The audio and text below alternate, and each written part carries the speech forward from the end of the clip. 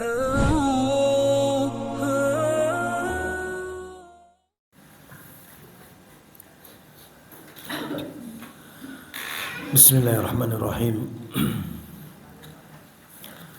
Assalamualaikum warahmatullahi wabarakatuh.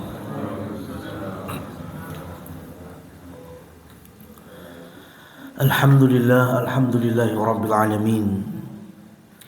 Wa bihi nasta'inuhu ala umuri dunya waddin. Asyhadu an la ilaha illallah wahdahu la syarika lah. Wa asyhadu anna Muhammadan abduhu wa rasuluh. Allahumma salli wa sallim ala nabiyyina Muhammad, amma ba'du. Kaum muslimin muslimat jamaah rahimani wa rahimakumullah. Segala puji bagi Allah. Kita bersyukur kehadiratnya pada kesempatan kali ini, bisa kembali bermajlis di tempat yang kita muliakan, di waktu yang Allah barokahi ini, dalam kajian sirah Nabi Muhammad sallallahu alaihi wasallam. Dan semoga dengan kita mengkaji akan kehidupan beliau menjadi pijakan dari cara kita beragama, cara kita berkehidupan. Dan ini pun juga bagian dari syariat ketika Allah mengkhususkan bahwa di antara syarat sahnya diterimanya sebuah amal adalah iqtida atau ittiba, yaitu mengikuti cara Rasul sallallahu alaihi wasallam. Oleh karenanya semoga Allah turunkan barokahnya, rahmatnya, dan semoga Allah jadikan ilmu yang bermanfaat. Allahumma amin. Para jamaah yang dirahmati oleh Allah subhanahu wa ta'ala, melanjutkan bahwa kajian kita berakhir di mana Rasul sallallahu alaihi wasallam berada di kota Madinah, di tempat hijrahnya beliau. Di tempat yang baru ini Rasul sallallahu alaihi wasallam memiliki tetangga dari kalangan Bani Israel Yahudi, sehingga beliau sangat tahu itu, karena Allah turunkan Al-Quran, diantaranya kisah umat terdahulu. Syariat-syariatnya juga demikian. Dan Rasul sangat paham karakter orang Yahudi, hingga beliau pasti memiliki tidak cukup hanya satu planning saja. Karena di antara sifat Yahudi itu pasti mengingkari janji, pasti ngendo, pasti macam-macam lah. Pokoknya sesuai hawa nafsu. Makanya kenapa Allah subhanahu wa ta'ala kumpulkan kenabian dan kerajaan kepada Nabi Daud dan Sulaiman alaihi wassalam. Karena sebelum Nabi Daud dan Nabi Sulaiman, masyarakat Bani Israel itu memecah antara kenabian dan kerajaan. Kalau nabi harus yang nasabnya dari 12 putranya Yakub alaihi salam itu, atau saudara-saudaranya Nabi Yusuf. Pokoknya kalau nabi harus dari keturunan Lewi atau Yahuda. Tapi kalau raja harus keturunan dari Yusuf, ya seperti itu. Supaya apa? Supaya mereka bisa ngindo itu tadi. Kalau nabinya memerintahkan atau melarang dan mereka tidak terima, punya backingan. Siapa? Rajanya. Komplain ke raja. Ya, nabinya gini. Dan sebaliknya, kalau rajanya memberikan keadilan, memberikan undang-undang, kok tidak sesuai hawa nafsunya? Mereka punya backingan siapa? Nabi. Ya, gitu terus. Makanya di zamannya Nabi Daud dan Nabi Sulaiman, Allah kumpulkan jadi satu. Nabi Daud raja ya nabi, Nabi Sulaiman raja ya nabi. Akhirnya kaum Bani Israel mingkem, nggak bisa apa-apa. Ya, mau komplain ke siapa? Oh, raja mereka juga nabi. Maka nyaris di zamannya Nabi Daud dan Nabi Sulaiman, kaum Yahudi itu tidak bisa rewel, nggak macam-macam. Nah, beda dengan para sahabat radhiyallahu anhum. Contohnya aja ya, Allah turunkan pada akhirnya di Madinah keharaman mutlak khamr. Innamal khamru wal maisiru. Sudah nggak ada lagi alasan bahwa khamr, maisir, judi, ngudi nasib, ya, dan seterusnya rijzum min amali syaitan, ini bagian dari permainan-permainan syaitan, fajtanibu, ado saado-adoe, jauhilah sejauh-jauhnya. Mendengar ayat ini, para sahabat sudah nggak ada lagi alasan kecuali sami'na wa ata'na. Masuk rumah, botol-botol khamr, gelas-gelas lokinya semuanya dibuang. Sami'na wa ata'na. Itu para sahabat. Lah, keharaman khamr itu enggak cuma di Al-Qur'an. Ayat pengharaman khamr itu juga ada di dalam Taurat, ada di dalam Injil. Berarti Bani Israel ataupun Yahudi tahu keharaman khamr. Di zaman Nabi Musa tahu, di zaman Nabi Zakaria tahu itu. Tapi ketika Allah perintahkan untuk menjauhi khamr, mereka langsung tidak ada yang minum khamr, tapi bakulan khamr. Ya, itu Bani Israel. Yahudi itu kayak gitu.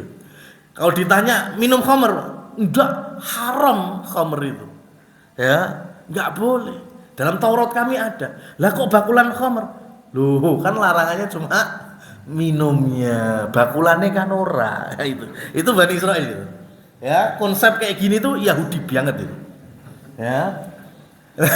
Sama ketika dalam syariatnya Nabi Muhammad SAW dilarang untuk makan salah satunya daging babi. Ya, sahabat langsung udah nggak ada satupun yang melakukan. Nah, syariat ini juga ada dalam Taurat. Yahudi pun dilarang makan daging babi. Semenjak ada larangannya, nggak ada Yahudi yang makan babi. Cuma mereka ternak babi. Ya, kalau ditanya makan babi, enggak. Bagi kami, bagi syariat kami, Taurat kami, haram babi. Lah kok ternak? Lah kan larangannya makan, bukan beternak. Ya, ngindo itu tadi. Ya, jadi ketika mereka ada dalam posisi syariat, mereka pasti punya hilah atau celah supaya hawa nafsu mereka tetap berjalan. Salah satunya ujung-ujungnya adalah keuntungan duniawi. Mereka bukan minum khamr, tapi bakulan khamr. Kan golek untung itu. Mereka nggak makan babi, tapi beternak babi. Untuk apa? Ya untuk mencari keuntungan dunia. Lah Rasulullah SAW sudah sangat tahu model karakter Yahudi seperti ini. Maka dalam perjanjian ketika mereka tinggal bersama, ya, di wilayah yang sama, ya, yaitu wilayah Madinah, mereka punya catatan perjanjian untuk sama-sama menjaga keamanan, stabilitas, ya, kenyamanan di kota tersebut. Yahudi pun juga menandatangani itu. Cuma Rasul SAW tahu ini sampai kapan, ya, mereka akan mengingkarinya dan nanti terjadi. Jamaah yang dirahmati oleh Allah Subhanahu wa taala. Kita pindah sekarang bagaimana kondisi Makkah. Ya. Maka setelah tahu masyarakat yang mereka benci yaitu muslimin sudah berhijrah ke Madinah. Harapannya sama ketika muslimin hijrah ke Habasyah. Apa itu? Pihak sana mendeportasi kaum muslimin untuk kembali ke Mekah. Tapi agak susah. Ya, karena orang Mekah, orang Madinah, tokoh-tokohnya itu sudah masuk Islam. Seperti Sa'ad bin Rabi', Sa'ad bin Ubadah, ya, itu sudah masuk Islam. As'ad bin Zurarah. Sehingga mereka hanya bisa mendatangi atau mengajak kerjasama orang-orang yang sama-sama pedagang Madinah. Ya, itu pun ya gak mudah. Karena Madinah sudah dikuasai betul oleh dua suku besar, Aus dan Khazraj. Ya. Khazraj punya Sa'ad bin Ubadah. Aus punya As'ad bin Zurarah, punya Sa'ad bin Rabi' radhiyallahu anhu. Cuma Mekah ya tetap nggak mau kalah. Ya, karena mereka juga punya saudagar besar. Ya, orang kaya raya. Namanya Walid bin Mughirah. Ya, kalau kita pernah mendengar sahabat Khalid bin Walid, lah ini Walid bin Mughirah, berarti bapaknya Khalid bin Walid. Dialah yang berperan dalam hal mensupport pendanaan hancurnya kaum muslimin. Kan otaknya itu Abu Lahab, Abu Jahal, itu kan. Tapi Abu Lahab, Abu Jahal, mereka mentok dalam pendanaan. Mereka bukan orang miskin, mereka orang kaya. Ya. Tapi kalau dalam hal bagaimana menghancurkan dakwahnya Nabi Muhammad SAW, uang mereka masih belum cukup. Makanya ada yang membackup di belakangnya, itu adalah Walid bin Mughirah, orang yang kaya raya. Sebentar lagi kita menemui musim haji. Dulu di musim haji, ya, musim haji itu dari dulu tuh 3 bulan ya, dimulai dari Dzulqa'dah. Ya, kalau nggak salah hari ini kita sudah masuk 1 Dzulqa'dah. Kemudian Dzulhijjah, ini puncak-puncaknya haji karena Arafah wukufnya ada di bulan Dzulhijjah. Kemudian Muharram. Walid bin Mughirah dari dulu setiap musim haji, setiap hari pasti menyembelih 10 ekor unta setiap hari. Dengan estimasi 1 ekor unta itu bisa dimakan oleh 100 orang. Berarti kalau 10 ekor unta disembelih, berarti bisa dapat berapa porsi orang yang makannya itu? 1000. Itu setiap hari nyembelih 10 ekor. Dikali 3 bulan. Tiap tahun. Ya. Kalau sebulan saja berarti sudah berapa ekor unta? Kalau sehari 10 berarti sebulan 300 ya. 300 ekor unta.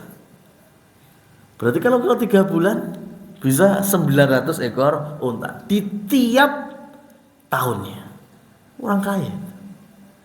Ya, jadi untuk menyambut tamu-tamu Allah, Walid bin Mughirah itu sudah masalah makanan nggak usah bingung. Setiap hari disuplai sama Walid bin Mughirah. Bahkan kalau para penggembala domba-domba di Taif itu pengen turun, ya di musim haji domba-domba juga disembelih itu. Pokoknya kalau ada karavan domba, ya domba-domba itu turun dari pegunungan Taif, terus nggak ada jedanya itu sampai Mekah. Ya 80 kilo itu sampai 100 kilo lah kurang lebih. Ya itu dari Taif sampai Mekah ada rombongan wedhus, semuanya nggak terputus. Itu semua masyarakat Mekah tahu ini dombanya Walid bin Mughirah. 80 kilo berarti kene ndi, Mas? Semarang. Wedhus tok iki, Mas. Enggak ada terputus nih. Ya, kalau ada kambing dibariskan dari sini sampai Semarang, itu dombanya Walid bin Mughirah. Orang Mekah semuanya tahu karena orang kaya raya. Ya, cuma ya itu. Ya, awalnya dulu ketika Rasul Shallallahu Alaihi Wasallam berdakwah itu di Mekah, membacakan Al-Quran, ya, dan masyarakat Arab tahu ini, termasuk Walid bin Mughirah.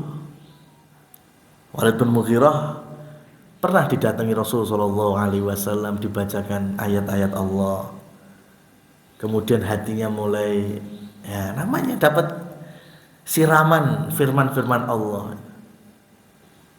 Tapi Abu Lahab juga ngelihat, Abu Jahal juga ngelihat. Kok Walid bin Mughirah wis mesam-mesem mbek Muhammad iki.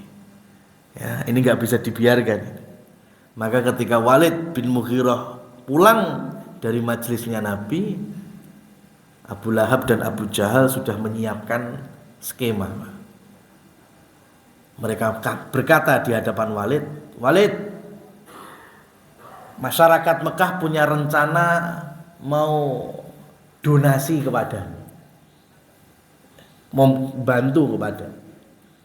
Nah, ini salah satu, ya nggak tahu ya, pokoknya sesuatu yang bikin nyinggung Walid bin Mughirah itu adalah ini orang yang dermawan sekali, ya, tidak mau diungkuli kedermawanannya, ya. Wong sugih banget, Mas. Ya, itu kalau sampai ada orang yang bisa mengalahkan kedermawanannya, wah itu panas emosi. Sopo sing ngungkuli lumone iki? Nah, Abu Lahab dan Abu Jahal mengatakan demikian. Walid, sebagian masyarakat Mekah siap berdonasi untukmu. Wah, panas, Mas. Sopo iki Muyai Segoro kan? Ya, nah ini kurang kaya raya. Siapa? Emang saya kurang? Emang saya orang miskin? Kata Abu Lahab, "Nah sebentar lagi kan kamu bangkrut. Kan kamu mau masuk agamanya Muhammad. Ya, kalau kamu masuk agama Muhammad kan kamu bangkrut nantinya. Nah, kan butuh suplai dana itu. Nah, kami siap berdonasi." Nah, dari ucapan itu, maka Walid kemudian bersumpah atas nama Lata, Uzza, "Aku tidak akan masuk agamanya Muhammad." Itu. Jadi hati-hati. Ini contoh orang di hadapannya sudah hidayah. Ini tinggal maksa nyuk hidayah. Itu sepelintir setan, Mas. Ya, di sini setannya Abu Lahab sama Abu Jahal. Orang sudah di depan hidayah itu, sudah tinggal masuk. Wong sudah setuju dengan apa yang disampaikan oleh Rasul Shallallahu Alaihi Wasallam. Goro-goro konco kentele Abu Lahab dan Abu Jahal ini bisa menggok lagi. Ya.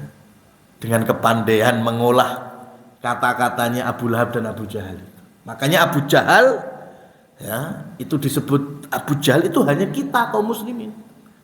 Kalau masyarakat Mekah hari itu nyebutnya Abul Hakam.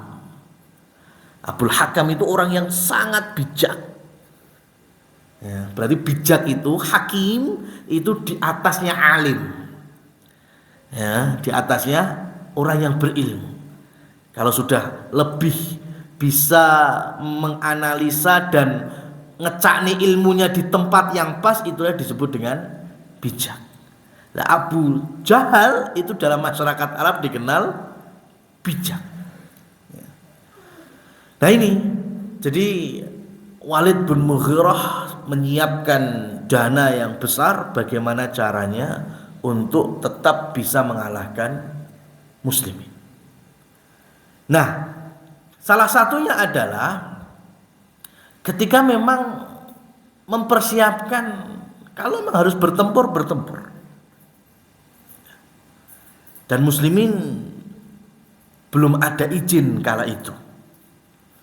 Ya. Karena ayat jihad itu baru turun di tahun yang kedua. Tahun pertama belum ada. Ya. Di tahun pertama Hijriah belum ada perintah jihad. Kemudian ketika masyarakat Mekah, saat itu ada Abu Sufyan, waktunya musim berdagang, ya. Musim berdagang, membawa perdagangan dari Mekah untuk menuju ke Syam. Rasul Shallallahu Alaihi Wasallam meminta para sahabat untuk menghadang, ya, untuk menghadang dengan mengambil haknya muslimin yang dirampas oleh Quraisy ketika mereka hijrah. Ya, sahabat itu kan nggak ada yang bawa harta kecuali tokoh-tokoh Quraisy saja. Ya, rata-rata modal nekat, modal bismillah sudah, sama badan aja. Nah, bagaimana dengan harta-harta mereka di Mekah, rumah mereka, ya, umpamanya punya ternak domba-domba mereka, yang punya kebun di Taif, umpamanya kebun-kebunnya, atau di rumahnya masih ada dinar dirham, itu semuanya dirampas oleh musyrikin Quraisy. Nah, datang berita bahwa Abu Sufyan, belum masuk Islam Abu Sufyan, memimpin perjalanan dagang ke Syam. Maka Rasul Shallallahu Alaihi Wasallam memerintahkan sebagian sahabat untuk menghadang, mengambil sekiranya yang kalau dikonversikan itu harta-harta mereka yang dirampas di Mekah. Sudah itu. Nanti menjadi cikal bakal perang Badar. Ya, ini harus kita sampaikan. Karena kalau ketemu orang yang nggak bertanggung jawab, latar belakang perang Badar itu nggak enak di telinga. Ya, ada orang yang menjelaskan bahwa perang Badar itu dimulai aslinya yang salah muslimin. Ya, musyrikin itu anteng-anteng aja mereka mau berdagang kok. Cuma musliminnya yang ngerampok, ya, perdagangan mereka. Ya kan? Jadinya nggak enak itu. Ya, muslimin yang ngerampok. Benar, dalam satu sisi muslimin memang menghadang, ya, untuk merampas perdagangannya Abu Sufyan, iya. Tapi kan ada alasannya, kenapa? Ya karena mereka di Mekah hartanya dirampok duluan sama musyrikin Quraisy. Ya kita cuma pengen ngambil haknya saja. Karena mereka di Medina nggak ada apa-apa. Medina saat itu mereka miskin. Ya, alhamdulillah ada masyarakat Ansor. Salah satunya tadi ada Sa'ad bin Ubadah, ya, yang berdoa kepada Allah Subhanahu wa taala melihat saudara-saudaranya yang baru datang, ya, itu butuh bantuan khususnya ekonomi. Ya, maka Sa'ad bin Ubadah berdoa kepada Allah, Rabbi habli al-majda, ya Allah anugerahkan kepadaku kemuliaan, kehormatan diri. Ya, dihormati, dimulyakno, didengar oleh orang. Walal majdu illal fi'al, dan tidak ada kehormatan diri kecuali harus ada program nyata, harus ada gerakan nyata real. Walal fi'alu illa bil amwal, dan tidak ada program-program yang nyata kecuali memang ada dana. Ya, baru kemudian beliau tutup doanya, Rabbi habli al-kathir, al-kathir, ya Allah berikan aku, ya, rezeki yang banyak. Fa innal qalil la yasluhu li, karena kalau sedikit nggak terlalu manfaat untukku. Terus terang dunganin jaluk sugih. Ya, di hadapan, ya, doa kepada Allah Subhanahu wa taala, sahabat Sa'ad bin Ubadah itu minta kaya. Terus terang, ya Allah, saya minta kaya, harta yang banyak ya Allah, kalau cuma dikit nggak terlalu manfaat. Ya, dan ternyata Allah kabulkan. Ya, Allah kabul, jadi orang kaya raya Sa'ad bin Ubadah. Cuma doanya nggak lupa, ya, ketika menjadi kaya raya, beliau menjadi orang yang paling dermawan atau di antara orang paling dermawan di Madinah. Muhajirin setiap malam 80 orang, 100 orang itu makan bareng di rumahnya Sa'ad bin Ubadah. Nah, sekarang saya kembalikan ke jenengan, mau pakai doa ini silakan monggo. Ya, orang sampai ada riwayatnya berarti kan mau jenengan praktek nih boleh-boleh saja. Cuma komitmennya ya dealing, engko dongane dikabulne lali. Ya kan?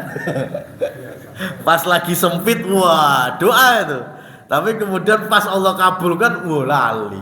Kayak Sa'ad bin Ubadah lah minimal. Ya. Doa terus terang itu minta harta yang banyak. Tapi ketika Allah bukakan harta yang banyak baginya, nggak lupa itu. Memang beliau pengen punya program-program nyata. Ya, jerih payah dari usaha untuk membantu saudaranya muslimin dan muslimat. Itu Sa'ad bin Ubadah. Maka nanti ketika Rasul Shallallahu Alaihi Wasallam wafat, kan bingung nih siapa yang menggantikan.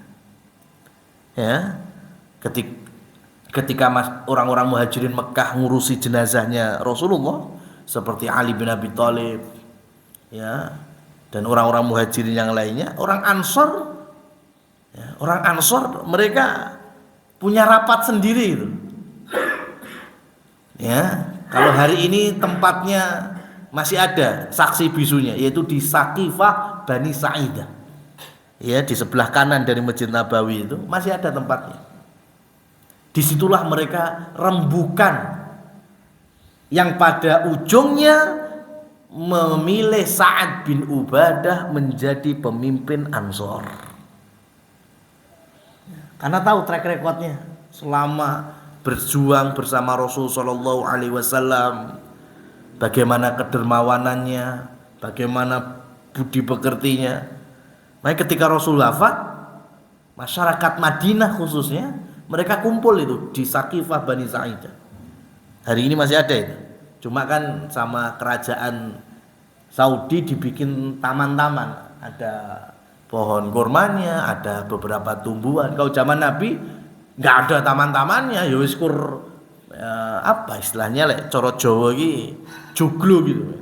Tempat pertemuan suku atau keluarga besar Bani Sa'idah. Nah, di situ mereka mengangkat Sa'ad bin Ubadah. Cuma dapat laporan ya, peristiwa itu dilaporkan kepada Umar bin Khattab dan Abu Bakar. Maka mereka berdua langsung datang ke situ. Ya. Mereka menyampaikan ucapan bahwa Rasul bersabda al-a'immatu min Quraisy, kepemimpinan tertinggi harus dari Quraisy. Nahnul umara wa antum wuzara. Kata Abu Bakar, kami orang Quraisy ini yang pemimpinnya. Adapun kalian itu yang membantu kami. Ya. Kemudian Umar bin Khattab menjabat tangannya Abu Bakar As-Siddiq sebagai pertanda bahwa Abu Bakar yang pantas untuk menggantikan posisi Nabi Muhammad Sallallahu Alaihi Wasallam. Dan masyarakat Ansor akhirnya terima itu. Oke. Ya, kalau Abu Bakar itu semuanya, maka Saqifah Bani Sa'idah akhirnya menjadi saksi bisu sejarah dilantiknya khalifah pertama, yaitu Abu Bakar. Yang hari ini kadang ada yang nyalah pahami juga, karena Saqifah Bani Sa'idah itu nggak ada keutamaan dalam ibadah. Ya, nggak ada fadilah sholat di situ, nggak ada doa kok di Saqifah Bani Sa'idah, nggak ada amalan-amalan yang bernilai pahala di sana, nggak ada. Bahkan kalau pengen jalan ya paling 50 langkah, ya itu neng Masjid Nabawi ya malah kuwi barokah kabeh. Ya di situ ada fadilah atau keutamaan. Tapi kalau di Saqifah Bani Sa'idah nggak ada keutamaannya. Kecuali kalau kita memang cinta sejarah atau cinta sirah Nabi dan sirah sahabat, pengen tahu, nah itu enggak apa-apa. Ya, tidak diyakini adanya keutamaan di dalam pahala. Karena banyak sekali, apalagi yang sedang mau mencalonkan. Apalagi kayak musim-musim ya, mulai coblosan itu arep dadi lurah, bupati, gubernur ya. Itu kalau umroh di hari-hari atau di waktu-waktu mendekati pencalonan umroh, wah itu sangat dimungkinkan ketika di Madinah nyambangi Sakifah Bani Sa'idah. Nyapo tabarukan. Ya, harus ke sini. Ini dulu dilantiknya Abu Bakar di sini. Lek kowe pengen jadi gubernur sing barokah, pengen jadi bupati sing barokah kaya Abu Bakar, harus ke sini dulu. Waduh, ki sapa sing ngajari? Ya, enggak ada. Fadilahnya Sakifah Bani Sa'idah itu enggak ada. Ya, cuma memang menjadi tempat dilantiknya pertama kepemimpinan Abu Bakar. Nah, ini jamaah yang dirahmati oleh Allah Subhanahu wa taala. Jadi Sa'ad bin Ubadah menjadi tokoh Ansor, dimuliakan, dihormati. Ya, ini yang nanti bisa apa istilahnya mengkanter dari kali ini punya dana kan. Walid bin Mughirah juga punya dana. Quraisy punya kekuatan ya, dari musyrikin Mekahnya. Madinah juga punya kekuatan. Sehingga ketika Rasul Shallallahu Alaihi Wasallam bertinggal di rumah barunya, yaitu di samping Masjid Nabawi, karena sudah ada kasak kusuk ya, orang masyarakat Mekah tetap mencari kesempatan untuk mencederai muslimin, khususnya Nabi Muhammad Shallallahu Alaihi Wasallam. Maka ada beberapa orang, ini adalah ring satunya Nabi, menjaga kondisi Nabi ketika tidur. Ada Sa'ad bin Abi Waqqas, ada sepupunya sendiri Ali bin Abi Thalib, ada Zubair bin Awam, ada Abu Ubaidah ibnul Jarrah. Mereka ini rollingan, berada di tiang yang disebut hari ini ya dengan tiang Al-Harras ya, atau Ustuwanah Al-Harras ya. Disitulah mereka siap siaga kalau Rasul masuk rumah atau masuk kamar beliau ya, entah itu Sa'ad bin Abi Waqqas, entah itu Ali bin Abi Thalib, itu berada di depan kamar, di tiang Hirasah itu mereka menjaga Nabi sampai Allah turunkan ayat wallahu ya'simuka minan nas. Ya, hei Muhammad, sesungguhnya Allah melindungimu dari keburukan manusia. Faqala ya ayyuhan nas insarifu anni faqad asamanillahu azza wa jalla. Kemudian Rasul memanggil siapa saja yang menjadi apa itu ajudannya itu, sudah pergilah kalian. Ali pergi, Sa'ad pergi, Zubair pergi, karena sesungguhnya Allah telah melindungiku ya, Rasul sudah jelas mendapatkan perlindungan dari Allah Subhanahu wa ta'ala. Kemudian dengan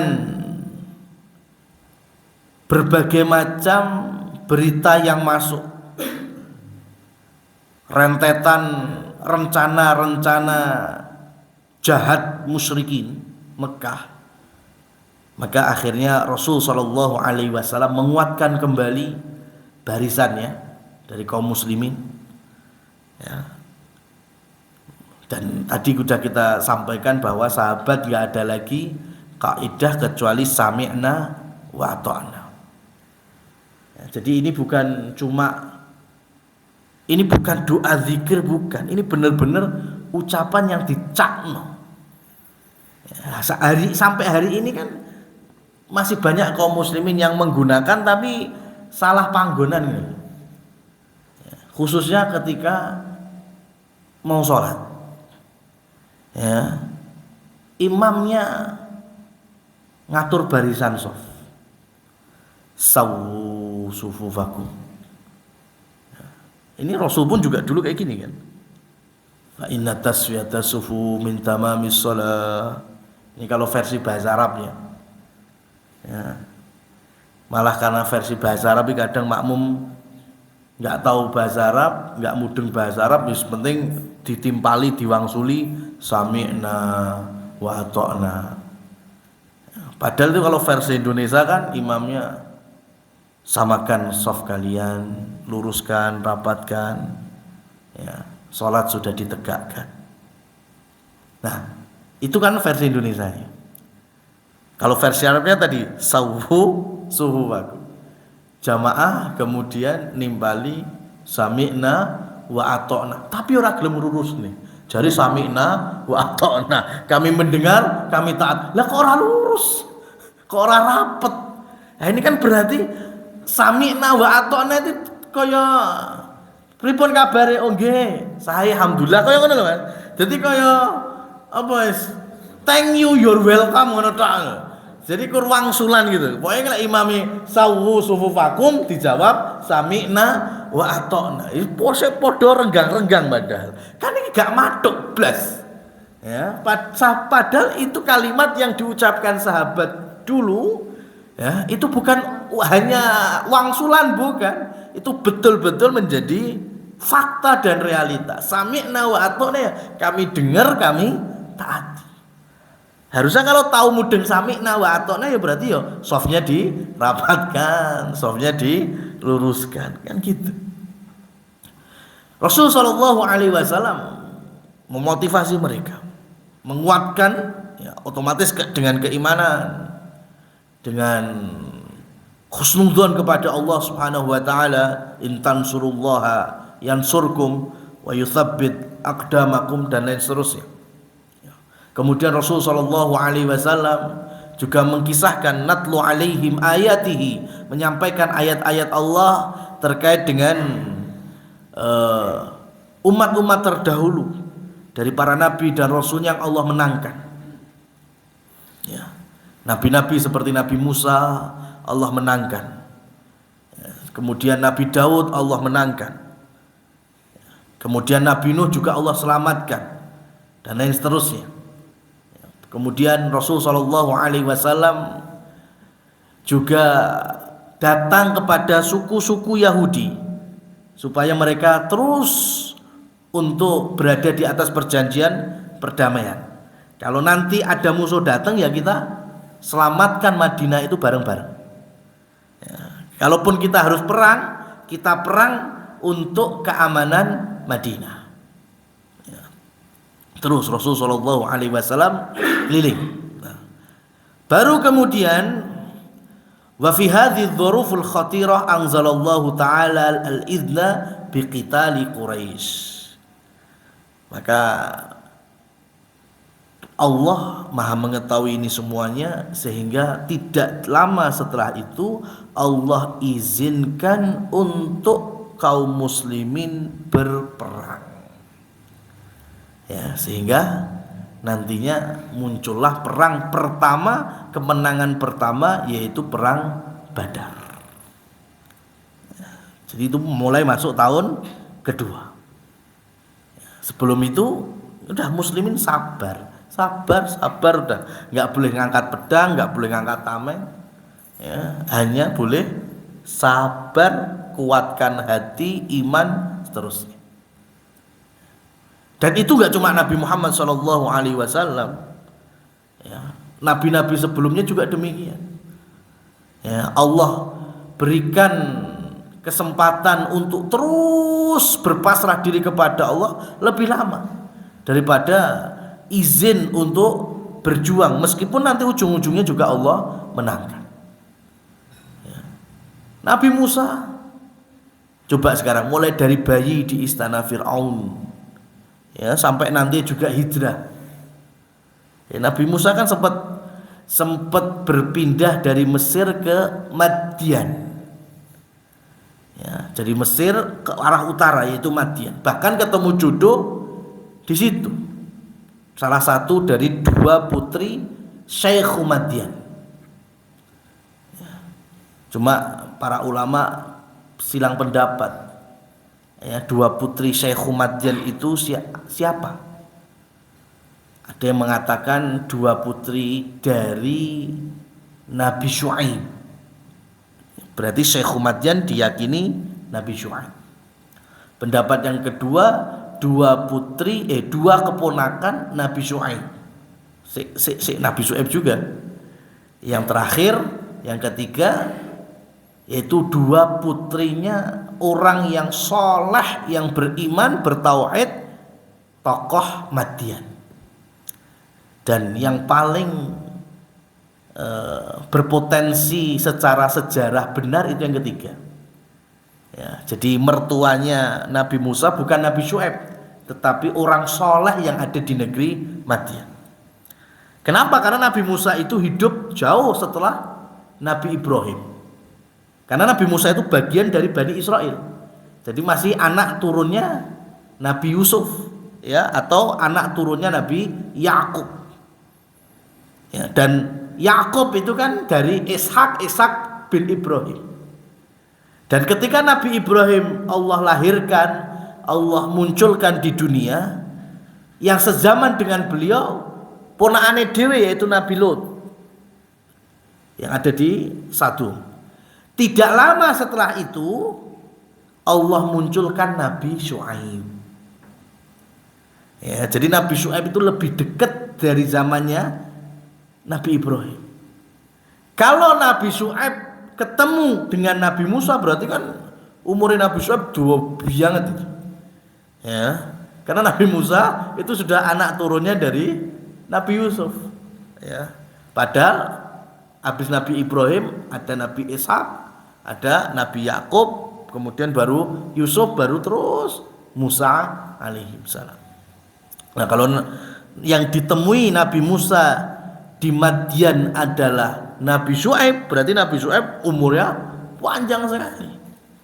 Maka yang lebih tepat Nabi Musa itu berjumpa dengan Syekh Madian, yaitu orang yang sangat soleh. Ya, dan itu diawali dari hijrah juga, berpindah dari Mesir, ya, karena ketahuan, ya, kan kisahnya melerai dua orang, satu orang Koptik Mesir asli, satunya orang Bani Israel. Berarti kan masih satu nasab dengan Nabi Musa. Mereka bertengkar, Nabi Musa melerai, hanya meletakkan tangannya ala sodrihi.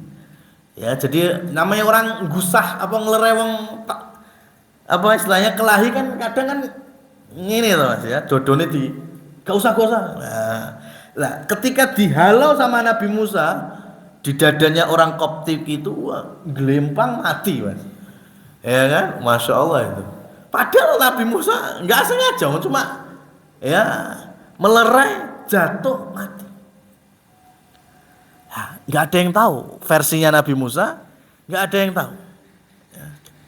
Sehingga ketika besoknya ada yang bertikai lagi dua orang, satu dari Bani Israel, satu dari orang Mesir asli, maka ketika mau dilerai, orang Mesir itu mengatakan, "Hei Musa, apakah engkau akan melakukan seperti yang engkau lakukan pada waktu yang lalu?" Loh, kok enek uang sing ngonangi berarti. Bahaya ini kalau sampai ada di Fir'aun, ya. Makanya kemudian Nabi Musa pergi dari Mesir, jalan ke arah utara, sampailah negeri Madian. Ini namanya hijrah, berpindah dari satu tempat ke tempat yang lain. Apakah tidak ada masalah, tidak ada cobaan? Allah uji dengan kelaparan, dengan kehausan, ya, sampai berjumpa. Walamma warada ma'a Madyan wajada alaihi ummatan minan nas yasquna wa wajada min dunihim imra'ataini tadudan.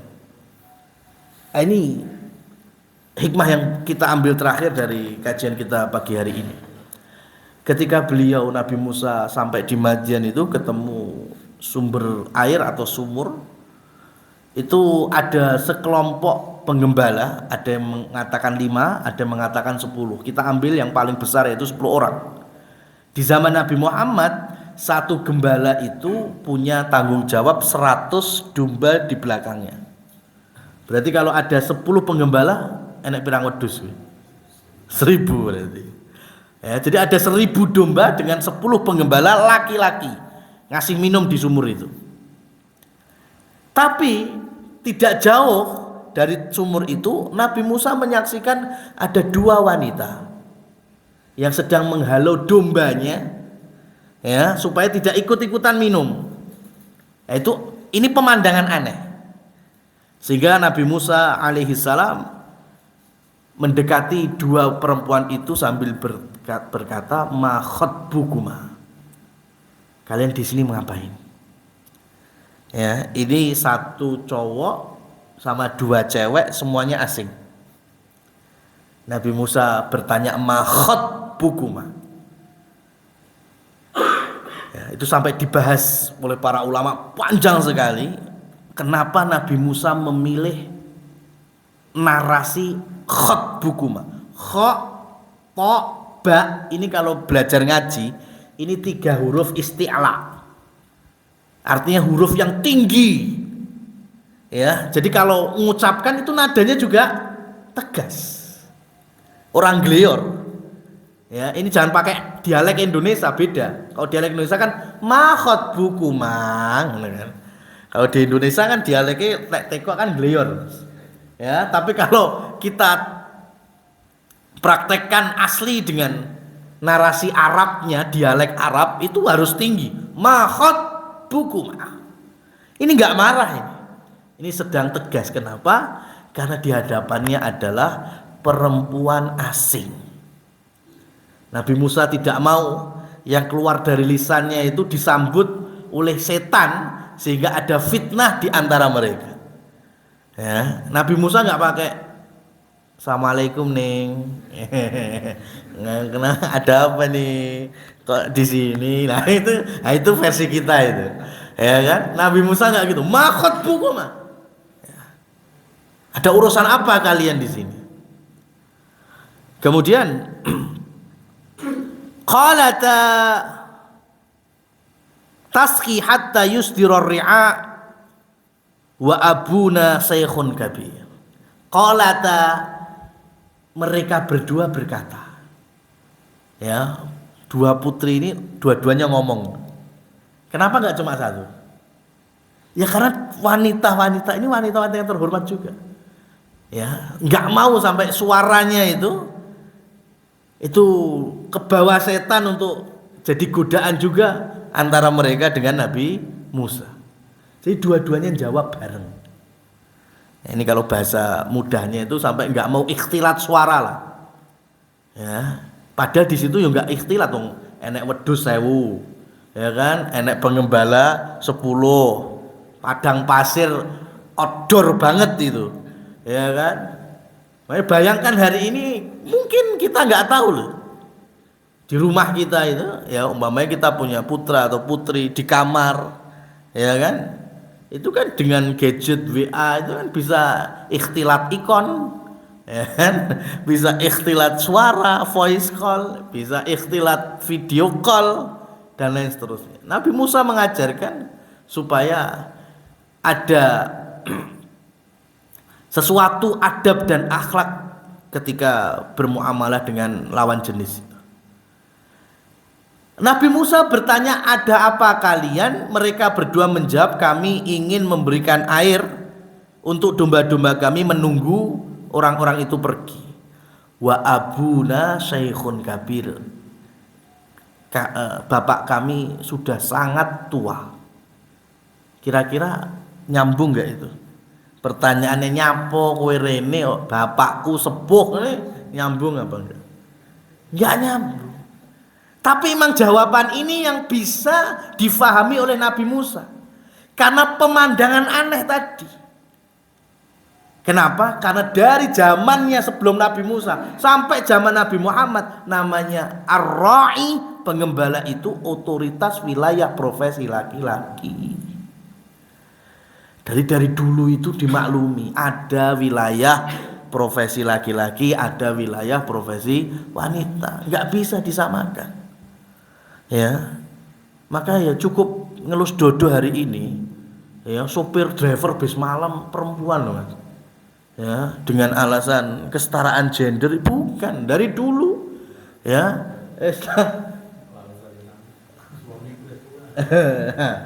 Makanya Nabi Musa kaget lihat kok ada perempuan tapi bekerja jadi gembala. Maka dijawab sama dua putri tadi, wa abuna syekhun kabir. Ayah kami sudah tua. Makanya akhirnya kita yang turun langsung. Itu pun 2 orang. Kan harusnya 1 orang aja cukup untuk 100 domba. Karena mereka perempuan, takut ada ya sesuatu maldorot, makanya mereka berdua. Sudah Nabi Musa akhirnya membantu mereka ya tanpa berucap apapun. Habis itu mereka pergi. Kemudian Nabi Musa di bawah pohonnya berdoa bahwa ya Allah, aku sangat fakir, butuh dari kebaikanmu. Lapar Nabi Musa. Haus sudah selesai sih, minum itu tadi. Tapi kalau laparnya kan belum. Sehingga tiba-tiba nanti salah satu dari putri Syekh Madian mengundangnya ya, kemudian dibawa ke rumah. Sampai rumahnya ketemu Syekh Madian. Anak perempuan yang jemput itu bilang ya, kalau ayatnya bilangnya qala ihdahuma ya abatis ta'jirhu inna khaira man ista'jartal qawiyul amin. Wahai ayah, ini pemuda, yaitu Nabi Musa yang dimaksud, wis gawenan karyawanmu ya, pegawaimu aja, biar kita enggak ngembala lagi. Karena sebaik-baik karyawan atau pegawai adalah yang qawi dan yang amin. Syekh Madian mendengar putrinya kok sudah memuji laki-laki, sama bapaknya dinikahkan. Ini orang tua peka ini, Pak. Ya, enek cah wedok kok wis mulai ya nyeritakne cah lanang. Nah, ini kan mesti spesial itu. Ya kan? Itu harusnya peka itu. Ya kan? Maka ini Syekh Madian peka banget itu.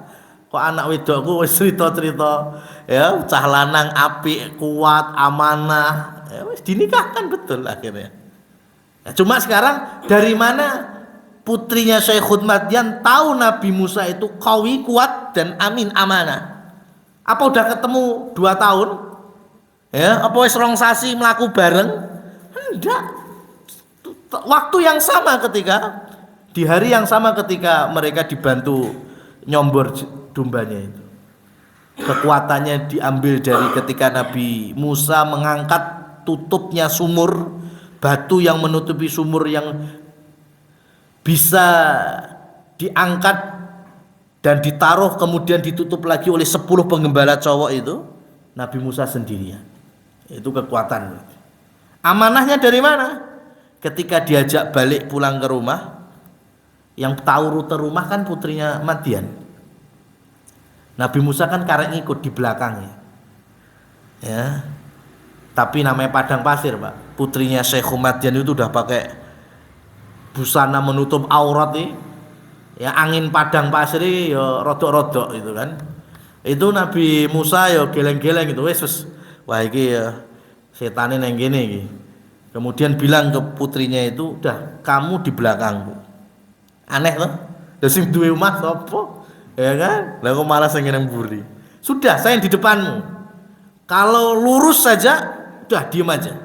Tapi kalau ternyata belok kanan, lemparkan batu atau kerikil di padang pasir ini sebelah kananku. Ya, kalau nanti belok kiri, tinggal lemparkan batu atau kerikil padang pasir itu di sebelah kiriku. Sudah. Nah, ini versinya putri Syekh Madian, ini amanah sekali dalam menjaga kehormatan perempuan. Ya sudah.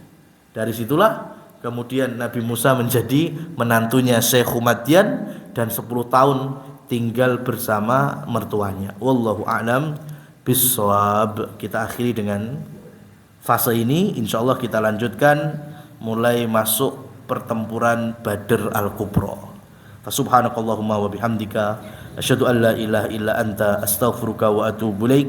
Wassalamualaikum warahmatullahi wabarakatuh.